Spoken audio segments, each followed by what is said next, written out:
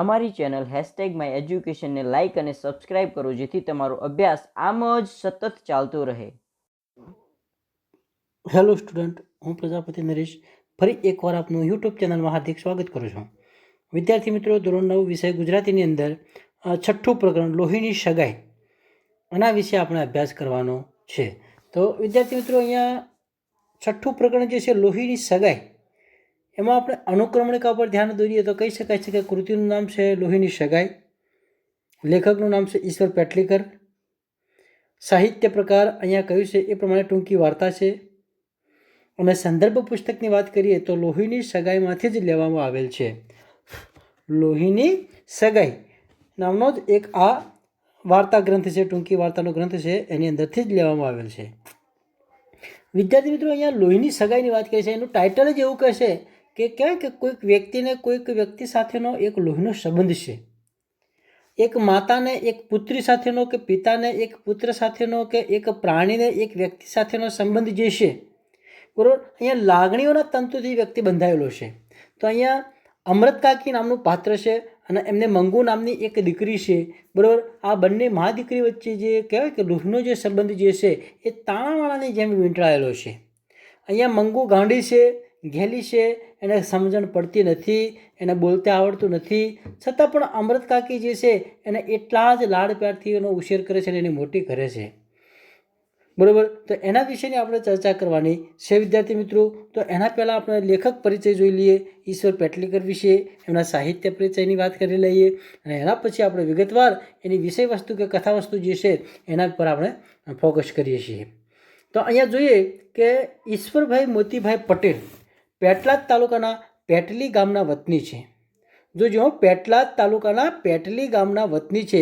પેટલી ગામના નામ પરથી જ પોતાની અટક પટેલ પરથી પેટલીકર કરી દીધી હતી. આ પણ એક સમજવા જેવી બાબત છે વિદ્યાર્થી મિત્રો, કે ઈશ્વરભાઈ મોતીભાઈ પટેલ, એમની મૂળ જાત પટેલ છે, પરંતુ અહીંયા કહ્યું કે પેટલી નામનું ગામ છે અને એ ગામના નામ ઉપરથી જ એમને પોતાની અટક પેટલીકર બનાવી દીધું છે, બરાબર. હવે બીજી વસ્તુ જોઈએ કે સાહિત્ય જગતની અંદર ગુજરાતી સાહિત્યમાં એમણે શું શું ફાળો આપ્યો છે, કે કયા કયા કાવ્ય સંગ્રહો છે, કે ગઝલ સંગ્રહો છે, કે કવિતા સંગ્રહો છે, કે જે સાહિત્ય ક્ષેત્રમાં એમને જે ફાળો આપ્યો છે એના વિશેની વાત કરવાની છે. તો જો અહીંયા જન્મ ટીપ, હવે એના વિશે આપણે ચર્ચા કરીએ છીએ કે જન્મ ટીપ, પછી પાતાળ કૂવો, પછી કાજળની કોટડી, ધરતીનો અવતાર, કંકુ અને કન્યા, મારી હૈયા સગડી, તરણા ઓઠે ડુંગર, યુગના એંધાણ, ઋણાનું બદ્ધ, ઝૂંઝવે રૂપ, સતબંધુ અરે સંતુબંધુ, અભિજાત, પછી લાક્ષાગૃહ વગેરે તેમના મહત્વની નવલકથાઓ છે. પારસમણી, ચિનગારી, આકાશગંગા, કઠપુતળી, લોહીની સગાઈ વગેરે એમની સુપ્રસિદ્ધ નવલિકા સંગ્રહો છે. એમની કૃતિઓમાં સામાજિક સમસ્યાઓ અને ઉકેલો તથા નગર જીવનના દસ્તાવેજી ચિત્રો મુખરે રહ્યા છે. તેમને સાહિત્ય જગતની અંદર જુઓ રણજીતરામ સુવર્ણચંદ્રક પણ એનાયત થયેલો જોવા મળે છે વિદ્યાર્થી મિત્રો. એટલે ઈશ્વર પેટલીકરને કયો એવોર્ડ અપાયો છે, પારિતોષિક અપાયું છે? તો રણજીતરામ સુવર્ણચંદ્રક. લગભગ ગુજરાતી સાહિત્યની અંદર દરેક લેખકને આ એવોર્ડ તો આપવામાં આવતો હોય છે જ. જોઈએ કે લોહીની સગાઈ ઈશ્વર પેટલીકરના લોહીની સગાઈ વાર્તા સંગ્રહમાંથી લેવાયેલ એક ટૂંકી વાર્તા છે. હવે આ વાર્તા જે છે એ વાર્તાના કેન્દ્રમાં શું વાત કરી છે કે માતૃત્વની ચરમસીમાનું આલેખન થયું છે. ચરમસીમા એટલે અંત સુધીની વાત કરી છે અહીંયા વિદ્યાર્થી મિત્રો. તો કહેવાય છે કે ભાઈ અમૃત કાકી જે છે એ પોતાની નાની દીકરી મંગુ છે. અહીંયા કહ્યું છે એ પ્રમાણે કે એમના સંતાનોમાં 2 દીકરા અને 2 દીકરીઓ છે, જેમાં સૌથી નાની દીકરી મંગુ નાનપણથી જ ગાંડી અને મૂંગી છે, એ બોલતી પણ નથી બિચારી, લાચાર છે અને વિવશ છે. અમૃત કાકી અપાર માતૃત્વથી ગાંડી દીકરીની સેવા કરતા હોય છે. ગામના ઘણા જ લોકો દીકરીને ગાંડાના દવાખાનામાં મૂકી આવવાની ભલામણ કરે છે, સલાહ આપે છે, પણ અમૃત કાકી એ માટે તૈયાર થતા નથી. આમ છતાં ગામની એક ગાંડી થયેલી છોકરી દવાખાનેથી સારી થઈને પાછી આવે છે, એ જોઈ અમૃત કાકી પણ મંગુને દવાખાને મૂકવા માટે તૈયાર થાય છે.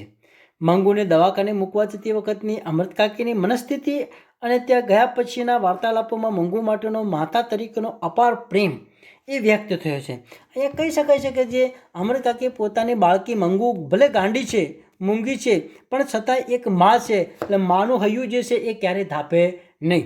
એટલે અહીંયા કહ્યું છે ને કે દવાખાને મૂકવા જતાં પણ એમના મનમાં ઘણા બધા વિચારો જાગે છે કે આ દવાખાનાની અંદર શું મંગુને સારું થઈ જશે, શું આ દવાખાનાવાળા પરિચારિકાઓ જે છે બરાબર તો એ શું એમની ખાતરી રાખશે, તકેદારી રાખશે, શું એને સમયસર પાણી આપશે, સમયસર ખાવાનું આપશે, બરાબર. હા, કદાચ શિયાળાની રાતની અંદર એને ઓઢતા નહીં આવડતું હોય તો શું એનો કોઈ ગાદલું ઓઢાડશે કે પાથરી આપશે, કદાચ એ રાત્રે કદાચ કહેવાય કે ભાઈ પથારીની અંદર પેશાબ કરી જશે તો શું એને કોરું કરશે.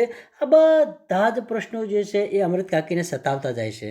એટલે આ બધી જ બાબતો જે છે એ પરિચારિકાને એક પછી એક અમૃત કાકી જે છે એ એમને કહેતા જાય છે કે શું તમે આ રીતે તકેદારી રાખશો એમ. તો અમૃત કાકીના આટલા બધી ભલામણો, આટલા બધા પ્રશ્નો એ એક કહેવાય કે પરિચારિકા સાથે થતા હોવાથી એવું સાબિત થાય છે કે અમૃત કાકી જે છે એ માતા તરીકેનો અગાધ પ્રેમ જે છે એ એમના પર વરસાવવા માગી રહ્યા છે. બરાબર. દવાખાને મૂકીને આવ્યા પછી પણ કદાચ કહે છે કે અમૃત કાકીના મનમાં ખૂબ વિચારો આવે છે. કેમ કે અહીંયા કહ્યું છે એ પ્રમાણે કે ખરેખર આ લોકો જે કહે છે એ પ્રમાણે કામ કરતા હશે. જો કદાચ એવું છે તો પછી એમને ઓરડો તપાસ કરવા માટે કેમ ન જવા દીધા કે લાવો ને ભાઈ હું એક ઓરડો અંદર જઈને તપાસ કરી આવું કે ખરેખર એની સગવડ કેવી છે એમ. તો એ માટે એમને ના પાડવામાં આવી હતી કે તમે અંદર નહીં જઈ શકો અત્યારે. તો એ શા માટે ના પાડી છે? બસ આ પ્રશ્ન પણ એમના મનમાં સતત અને સતત ગુંજ્યા કરે છે વિદ્યાર્થી મિત્રો. એટલે આ રીતના અમૃત કાકી જે છે એ પોતાની બાળકી જે મંગુ જે છે એ મંગુ જે છે એ ગાંડી છે અને મૂંગી છે અને દિવસે દિવસે એની ઉંમર વધતી જાય છે, છતાં પણ કહેવાય છે ને કે એક માતાની મમતા જે છે એ ક્યારેય ઓછી થતી હોતી નથી. પછી ભલે છોકરો પોતાનો કે સંતાન પોતાનું કાણું હોય કે બોબડું હોય કે બેરું હોય કે લંગડું હોય કે લૂલું હોય કે ગાંડું હોય, પણ મા તે મા જ છે. માનો પ્રેમ જે છે એ અહીંયા અગાધ વ્યક્ત કરવામાં આવ્યો છે વિદ્યાર્થી મિત્રો.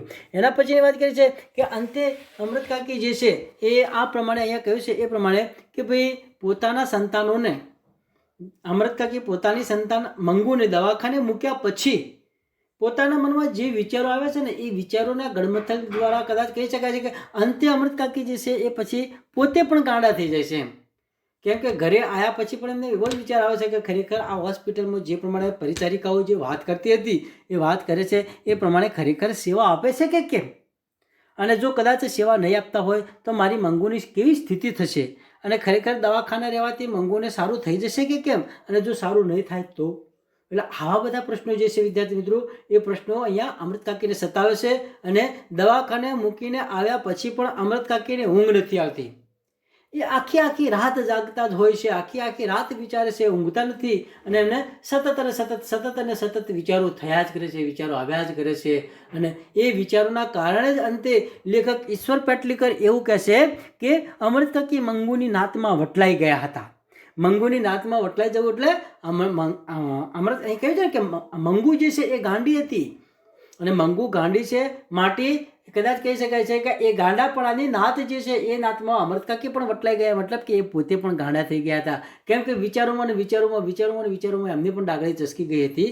એ એવું કહી શકાય છે વિદ્યાર્થી મિત્રો કે અગાધ માનો પ્રેમ જે છે એ કદાચ કહી શકાય છે કે શિષ્ટ અને તળપદી ભાષાથી અમૃત કાકીનું માતૃત્વ જે છે એ ઉપસાપી આપ્યું છે. અહીંયા ઈશ્વર પેટલીકરે એની બહુ સરસ મજાની વાત અહીંયા એમણે કરેલી જોવા મળે છે વિદ્યાર્થી મિત્રો. તો આમ કદાચ કહી શકાય છે કે આનું એનું પાત્રાલેખન જે છે, મંગુનું પાત્રાલેખન કે અમૃત કાકીનું પાત્રાલેખન જે છે એ કે અમૃત કાકીની મનોસ્થિતિનું વર્ણન કરો, દવાખાને મૂક્યા પહેલાંનું વર્ણન અને દવાખાને મૂક્યા પછીનું વર્ણન જે છે આ બંને વચ્ચેનો ડિફરન્ટ કેટલો છે એ. કેમ કે અમૃત કાકીની મંગુને દવાખાને મૂકવા માટે તૈયાર જ નથી થતા.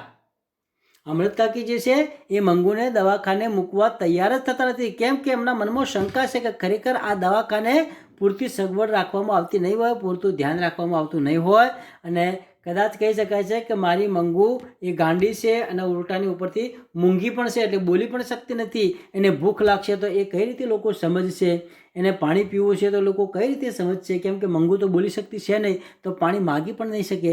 તો આ બધા જ પ્રશ્નો જે છે વિદ્યાર્થી મિત્રો અહીંયા અમૃત કાકીને સતાવતા જાય છે અને એ બધા જ પ્રશ્નોની તકેદારી કરે છે. પણ આ તો વાત એ છે ને કે પોતાના ગામની અંદર એક દીકરી જે છે એ આ જ રીતે મંગુની માફક ગાંડી થઈ ગઈ હતી અને દવાખાને રાખવાથી એ 15 દિવસની અંદર સાજી પણ થઈ ગઈ અને પછી એ અમૃત કાકી જોડે આવે છે અને અમૃત કાકીની વાત પણ કરે છે કે અમૃત કાકી, હું અત્યારે વ્યવસ્થિત છું, મને સારું થઈ ગયું છે, તમે પણ તમારી મંગુને દવાખાને મૂકો, મંગુને પણ સારું થઈ જશે, એ પણ મારી ગોળી વાતચીત કરશે, બોલશે, ચાલશે, બધું જ એને પણ ભાન આવી જશે. એટલે અહીંયા કહી શકાય છે ને કે ભાઈ ખરેખર અમૃત કાકી જે છે એ એના પરથી પછી વિચાર કરે છે કે ના, ખરેખર હવે મંગુને મારે દવાખાને મૂકવી પડે છે. જો લોકો આટલું બધું કહેતા હોય તો ભાઈ દરેક લોકોની માન્યતાને તમારે માન આપવું પડે, એમની વાતને માન આપવું પડે અને ધ્યાન દઈ અને પછી એ મંગુને અહીંયા દવાખાને મૂકવા માટે એમના મોટા દીકરાને બોલાવી અને દવાખાને મૂકવા માટે એ તૈયાર થઈ જાય છે વિદ્યાર્થી મિત્રો. એટલે આ જે કથા વસ્તુ જે છે આ કથા વસ્તુને ધ્યાનમાં લઈને જ આપણે હવે પછીનું જે અહીંયા કહ્યું છે ને કે જે આલેખન કરેલું જે છે ઈશ્વર પેટલીકરે જે શબ્દો વાપરે છે અહીંયા તળપદી ભાષાના, એ તળપદી ભાષાના જે કંઈ શબ્દો વાપરેલા છે એ બધા જ શબ્દો તમારે ધ્યાન રાખવાનું છે અને શબ્દોને સમજવાના છે. બરાબર, કદાચ કહી શકાય કે તળપદા શબ્દો જે છે એ બધા જ શબ્દો અથવા તો સમાનાર્થી શબ્દો છે એના વિશેની અથવા તો કહી શકાય કે સૌથી વધુ પ્રમાણમાં અહીંયા રૂઢિપ્રયોગનો ઉપયોગ થયો છે. આ પ્રકરણની અંદર કદાચ કહી શકાય કે સૌથી વધુ પ્રમાણમાં રૂઢિપ્રયોગોનો ઉપયોગ થયો છે અને એ રૂઢિપ્રયોગો જે છે એ જ આપણે અહીંયા તૈયાર કરવાના રહેશે.